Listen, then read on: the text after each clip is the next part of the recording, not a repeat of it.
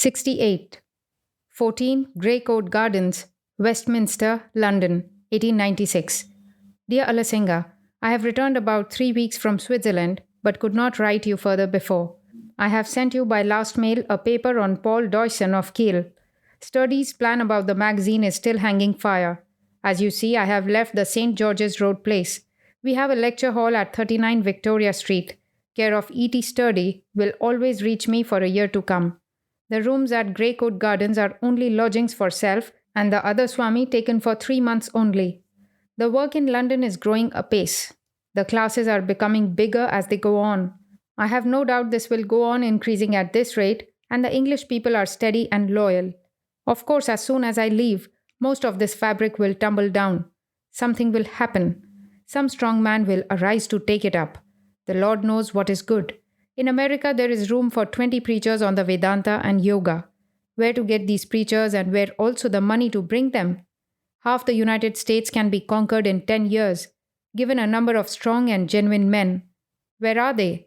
We are all boobies over there, selfish cowards, with our nonsense of lip patriotism, orthodoxy, and boasted religious feeling. The Madrasis have more of go and steadiness, but every fool is married. Marriage, marriage, marriage. Then the way our boys are married nowadays. It is very good to aspire to be a non-attached householder, but what we want in Madras is not that just now, but non-marriage. My child, what I want is muscles of iron and nerves of steel, inside which dwells a mind of the same material as that of which the thunderbolt is made. Strength, manhood, Kshatriya Virya, plus Brahma Teja. Our beautiful, hopeful boys. They have everything. Only if they are not slaughtered by the millions at the altar of this brutality they call marriage. O Lord, hear my wails. Madras will then awake when at least 100 of its very heart's blood, in the form of its educated young men, will stand aside from the world, gird their loins, and be ready to fight the battle of truth, marching on from country to country. One blow struck outside of India is equal to 100,000 struck within. Well, all will come if the Lord wills it. Miss Muller was the person who offered that money I promised. I have told her about your new proposal. She is thinking about it. In the meanwhile, I think it is better to give her some work. She has consented to be the agent for the Brahmavadin and Awakened India. Will you write to her about it? Her address is Airlie Lodge, Ridgeway Gardens, Wimbledon, England. I was living with her over there for the last few weeks, but the London work cannot go on without my living in London. As such, I have changed quarters. I am sorry it has chagrined Miss Muller a bit. Cannot help. Her full name is Miss Henrietta Muller. Max Muller is getting very friendly. I am soon going to deliver 2 lectures at Oxford. I am busy writing something big on the Vedanta philosophy. I am busy collecting passages from the various Vedas bearing on the Vedanta in its threefold aspect. You can help me by getting someone to collect passages bearing on, first the Advaitic idea, then the Vishishtadvaitic, and the Dvaitic from the Samhitas, the Brahmanas, the Upanishads, and the Puranas. They should be classified and very legibly written with the name and chapter of the book in each case. It would be a pity to leave the West without leaving something of the philosophy in book form. There was a book published in Mysore in Tamil characters, comprising all the 108 Upanishads. I saw it in Professor Deussen's library.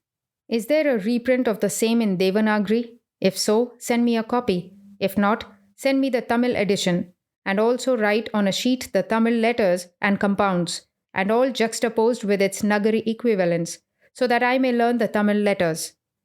Mr. Satyanathan, whom I met in London the other day, said that there has been a friendly review of my Raja Yoga book in the Madras Mail, the chief Anglo-Indian paper in Madras. The leading physiologist in America, I hear, has been charmed with my speculations. At the same time, there have been some in England who ridiculed my ideas. Good. My speculations, of course, are awfully bold. A good deal of them will ever remain meaningless. But there are hints in it, which the physiologists had better taken up earlier. Nevertheless, I am quite satisfied with the result.